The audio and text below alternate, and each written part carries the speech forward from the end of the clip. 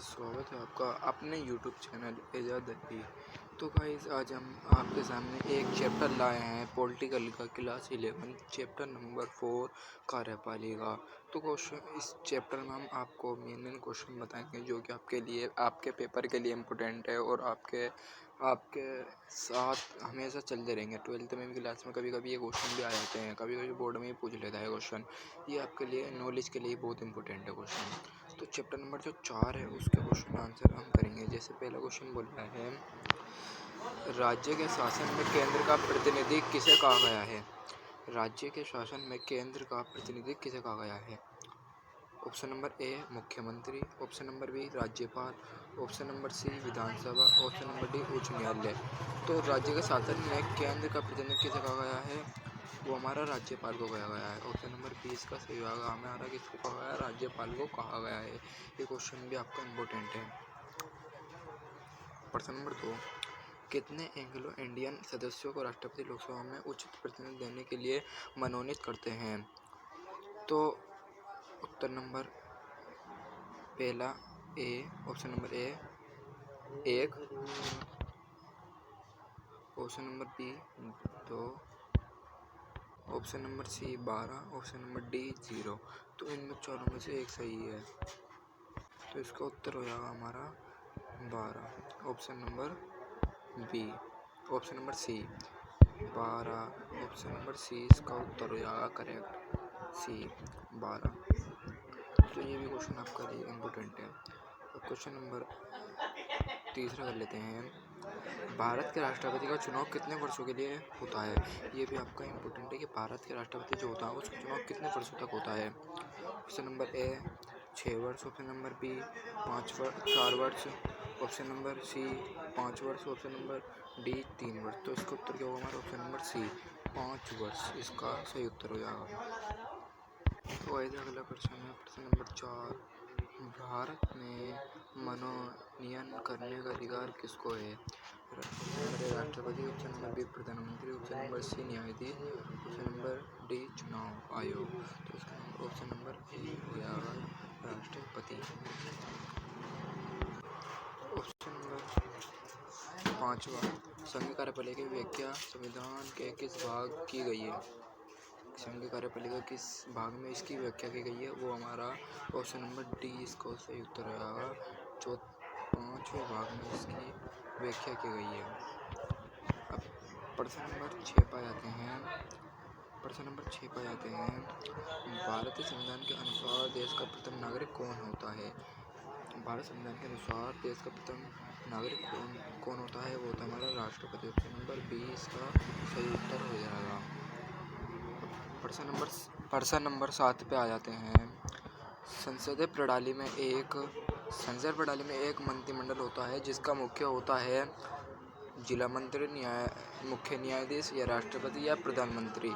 तो इसका मुख्य कौन होता है? प्रधानमंत्री। ये भी क्वेश्चन इंपॉर्टेंट है आपका 1 नंबर का, ये भी 1 नंबर का आ सकता है क्वेश्चन। अब प्रश्न नंबर 8 पे आ जाते हैं, राज्यपाल की नियुक्ति कौन करता है? राज्यपाल की नियुक्ति कौन करता है? राष्ट्रपति। कौन करता है इसकी नियुक्ति? राष्ट्रपति। Option number B.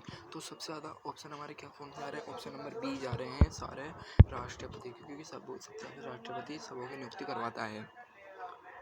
समझ में आ गया? अब प्रश्न नंबर 9 पे आ जाते हैं, निम्न में से किस देश की। प्रश्न नंबर 9 पे आ जाते हैं। अब प्रश्न नंबर 9, निम्नलिखित में किस देश की कार्यपालिका की अध्यक्ष नामकृत है? भारत की, अमेरिका की, श्रीलंका की या जापान की? वो किसकी है? वो हमारा भारत की है। ऑप्शन नंबर ए इसका सही उत्तर हो जाएगा। अब प्रश्न नंबर 10वें पे आ जाते हैं, राष्ट्रपति बनने के लिए न्यूनतम आयु क्या होना चाहिए? राष्ट्रपति बनने के लिए न्यूनतम आयु कितनी होनी चाहिए? 45 वर्ष, 28 वर्ष, 60 वर्ष या 35 वर्ष? तो राष्ट्रपति बनने के लिए हमें कितनी न्यूनतम आयु चाहिए होती है? 35 वर्ष आयु चाहिए होती है। और क्वेश्चन है कि प्रधानमंत्री के लिए कितनी चाहिए होती है? और प्रधानमंत्री के लिए 25 चाहिए होती है, और राष्ट्रपति के लिए कितनी? 35। समझ में आ गया? प्रश्न नंबर 11, राष्ट्रपति सदस्य राष्ट्रपति सदस्य होता है। किसका सदस्य होता है? लोकसभा का, राज्यसभा का, मंत्रिमंडल का, इनमें से कोई नहीं। तो ऑप्शन नंबर डी हमारा सही होगा, इनमें से कोई नहीं। जो राष्ट्रपति होता है वो किसी का सदस्य नहीं होता। प्रश्न नंबर 12, राष्ट्रपति राज्यसभा में कितने सदस्यों को मनोनीत करता है? राष्ट्रपति जो होता है वो राज्यसभा के कितने सदस्यों को मनोनीत करता है? वो 12 सदस्यों को मनोनीत करता है, क्योंकि 233 जो सदस्य होते हैं वो जनता के द्वारा चुने जाते हैं और जो 12 सदस्य बचते हैं वो राष्ट्रपति उन्हें मनोनीत करता है। ऑप्शन नंबर ए इसका सही उत्तर हो जाएगा। अब प्रश्न नंबर 13 पाया जाता है, किस अनुच्छेद के अंतर्गत राज्यों में राष्ट्रपति शासन लागू किया जाता है? 32, 352, 365, 356। तो ऑप्शन नंबर सी होगा, ऑप्शन नंबर डी सही होगा हमारा। 356 में राज्यों में राष्ट्रपति शासन लागू किया जाता है 356 के अनुसार। अब प्रश्न नंबर 14 पाए जाते हैं। अब कैबिनेट के मेहराब की आधारशिलता किसे कहा गया है? राष्ट्रपति, प्रधानमंत्री, राष्ट्रपति व प्रधानमंत्री, इनमें से कोई नहीं। तो किसको कहा गया? हमारा ऑप्शन नंबर बी, प्रधानमंत्री को कहा गया है। कौन मुख्यमंत्री के मंत्री परिषद को अध्यक्ष नहीं कर सकता? राष्ट्रपति, राज्यपाल या राज्य की विधानसभा या संसद? ऑप्शन नंबर डी इसका सही होगा हमारा, क्या संसद इसका उत्तर हो जाएगा सही। प्रश्न नंबर 16 पे मुख्यमंत्री कैसे अपना त्याग पत्र देकर पदोन्मुक्त हो जाता है? किसे अपना त्याग पत्र देता है मुख्यमंत्री? राष्ट्रपति को, विधानसभा का अध्यक्ष को, राज्यपाल को या प्रधानमंत्री को? तो राज्यपाल को अपना त्याग पत्र दे देता है। राज्यपाल जो होता है वो कभी भी इनका त्याग पत्र दे सकता है, कभी भी इन्हें अपने पद से हटा सकता है। तो इसका ऑप्शन नंबर सी होगा, राज्यपाल। अब प्रश्न नंबर 17 पर आ जाते हैं। भारत में किस प्रधानमंत्री की सरकार को अविश्वास प्रस्ताव के कारण हटना पड़ा?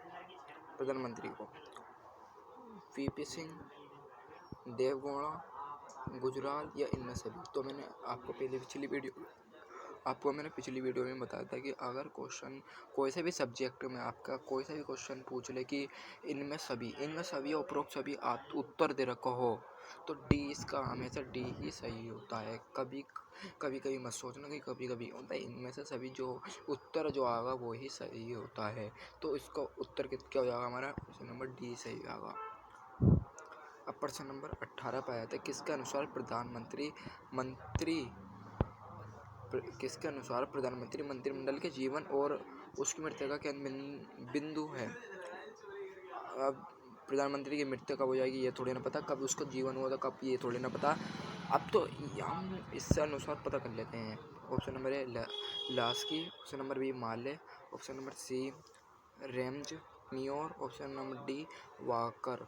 तो उसका ऑप्शन नंबर ए हो जाएगा लास्की, इसका सही उत्तर होगा। अब प्रश्न नंबर 19 पा जाते हैं। किसने कहा कि राज्यपाल सोने के पिंजरे में बंद चिड़िया के समान है? ये किसने कहा था कि राज्यपाल जो है वो सोने के पिंजरे बंद चिड़िया के समान है? Sarojini Naidu, Mahatma Gandhi, P point Nehru, doctor Ambedkar? तो इसका सही उत्तर हो जाएगा हमारा option number A, Sarojini Naidu ने कहा था। अब प्रश्न नंबर 20 पाए जाते हैं। राज्य का वास्तविक प्रधान कौन होता है? ये क्वेश्चन भी आपका इम्पोर्टेंट है, ये 2024 में फर्स्ट टर्म में भी आया हुआ है एमसीक्यू में कि राज्य का वास्तविक प्रधान कौन होता है? वो होता है हमारा मुख्यमंत्री होता है। ऑप्शन नंबर इसका डी इसका सही उत्तर हो जाएगा। तो ये हमारे कुछ प्रश्न थे, आपको समझ में आए हैं तो आप अपने दोस्तों में शेयर कर देना अगर आपको ये समझ में आए हो तो। अब हम थोड़ा सा एक आध क्वेश्चन और आपके मेन क्वेश्चन करवा देते हैं, एक आध क्वेश्चन और। अब देखो प्रश्न नंबर 1, कार्यपालिका से आप क्या समझते हैं? कार्यपालिका से हम ये समझते हैं कि सरकार का जो अंग कानून को लागू करवाता है वही कार्यपालिका होता है। समझ में आ गया? जो सरकार का वे अंग जो कानून को लागू करवा दे वो कार्यपालिका कहलाएगा। प्रश्न समझ में आ गया? 1 नंबर से बन सकता है। अब प्रश्न नंबर 2 पे आ जाते हैं। कार्यपालिका के मुख्य किन किन बिंदुओं को ये सम्मिलित किया जाता है इसमें कार्यपालिका में? तो पहला राष्ट्रपति, प्रधानमंत्री, मंत्रिपरिषद और नौकरशाही। ये भी आपके ये 4 नाम आपके इम्पोर्टेंट है, ये भी याद कर लियो, ये भी याद कर लेना आप, ये चारों नाम बहुत इम्पोर्टेंट है। अब प्रश्न नंबर 3 पर आते हैं। भारत और इंग्लैंड की कार्यपालिका में प्रमुख अंतर क्या है? भारत और इंग्लैंड की कार्यपालिका में प्रमुख अंतर क्या है? भारत का राष्ट्रपति जनता द्वारा अप्रत्यक्ष रूप से चुना हुआ अध्यक्ष है, जबकि इंग्लैंड की राजतंत्रीय पद्धति के द्वारा बनी राष्ट्रीय अध्यक्ष है। ये आपका इतना खास क्वेश्चन नहीं है, लेकिन आप जब भी इसे एक बार रिवाइजिंग कर लेना, जब मैं अभी पढ़ा रहा हूँ इसे एक बार जब भी पढ़ लेना तो आपके समझ में घुस जाएगा अगर आ गया तो ये क्वेश्चन। प्रश्न नंबर 4 पर जाते हैं। अध्यक्ष कार्यपालिका किसे कहते हैं? अध्यक्षात्मक कार्यपालिका किसे कहते हैं? अध्यक्षात्मक कार्यपालिका। अभी क्वेश्चन ये भी आएगा, संसदात्मक प्रणाली किसे कहते हैं और अध्यक्षात्मक कार्यपालिका।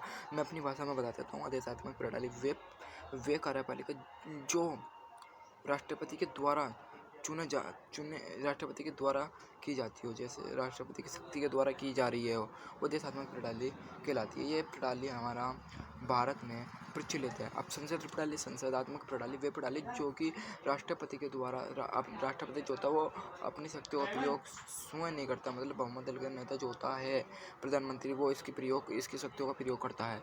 ये प्रणाली अमेरिका यूएसए में प्रचलित है। अब देखो अध्यक्षात्मक कार्यपालिका किसे कहते हैं, अब इसकी भाषा में समझ लेते हैं। जहाँ राष्ट्रपति कार्यपालिका तथा विधानसभा दोनों की अध्यक्षता होती है उसे ही हम अध्यक्षात्मक कार्यपालिका कहते हैं। समझ में आ गया?